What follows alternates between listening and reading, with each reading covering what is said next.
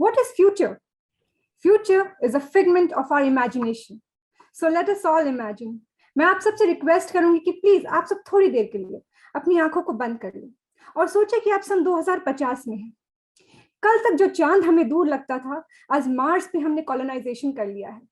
Science और technology ने इतना विकास कर लिया कि पूरा ब्रह्मांड भी हमारे लिए कम पड़ रहा है। पर इसी के साथ साथ पॉपुलेशन एक्सप्लोजन, पॉल्यूशन, प्रदूषण एवं जल संकट की प्रॉब्लम्स भी हमारे लिए बढ़ रही हैं। ये अब मैं चाहूंगी कि आप थोड़ी देर के लिए अपनी आंखें खोलें और इतिहास के सुनहरे पन्नों को पलटें, तो आपको पता चलेगा कि जब भी मानवता ने विकास किया है, तब हमें एक बाहरी कीमत चुकानी पड़ी है।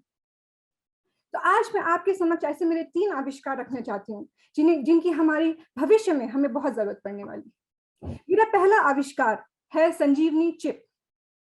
WHO ने 2016 में एक सर्वेक्षण किया जिसमें यह लिखा है कि 71% मृत्यु नॉन कम्युनिकेबल डिजीज जैसे कि हृदय संबंधी रोग, श्वास संबंधी रोग, डायबिटीज, कोलेस्ट्रॉल इत्यादि से हुई है। और ये इसी बीमारियों को कम करने के लिए है हमारी ये संजीवनी चिप, जो आपके शरीर में डाली जाएगी। और ये चिप एक ऐप के माध्यम से आपके फोन से जुड़ी होगी।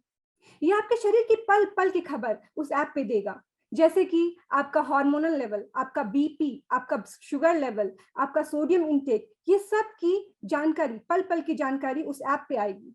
और ये ऐप जुड़ा होगा दुनिया के जाने माने अनुभवी डॉक्टर्स के साथ।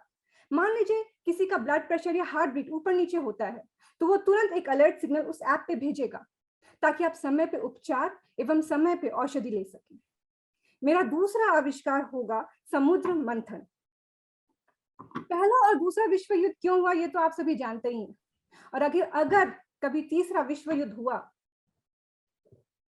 तो वो स्वच्छ जल के कारण होगा।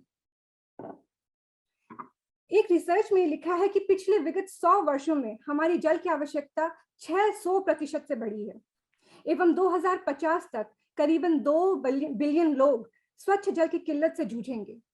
ऐसा नहीं है कि समुद्र के जल का संचयन नहीं हो रहा है, पर वो टेक्नोलॉजी बहुत ही कॉस्टली है एवं बहुत ऊर्जा लेती है।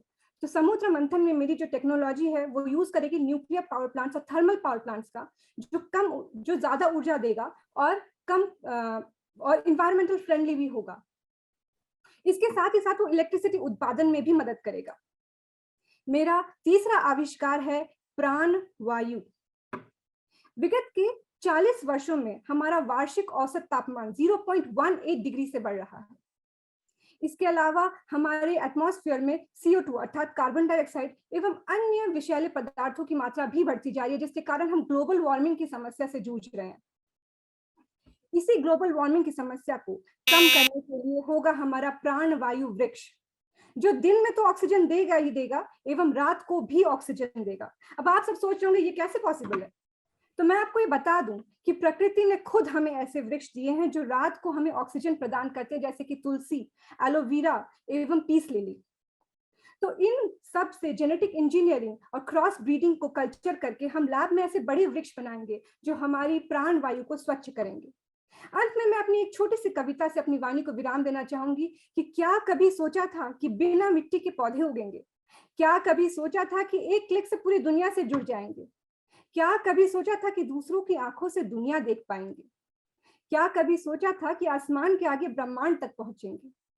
अगर ये सब हम हासिल कर सकते हैं तो हम हमारी सोच की कोई भी मंजिल हासिल कर सकते हैं। धन्यवाद।